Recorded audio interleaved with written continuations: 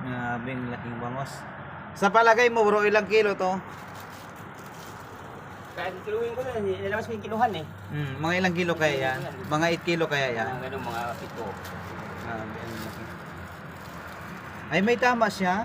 Ano ko, ginanon, inanon Ay, siya hinok ng, mo pala. Kaya yung pala. malaking hook. Kasi hindi mo maaahon ng bingwit lang. Ayan oh. Oo. Hindi naman Kailangan kaano. mo siya ng ganso, gagansuhin mo siya Gagansoy. para mayahon mo. Pero nakaya mo mag-isa.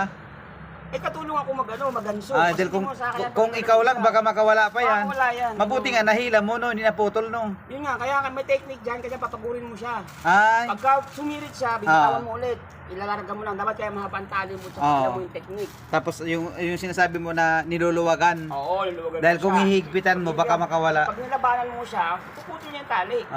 Ang laki ng hook niya. Puputol mo yung tali. Eh, ito. Ah. Ganyan lang. Hindi yung pangmimit wala, ang laki noon.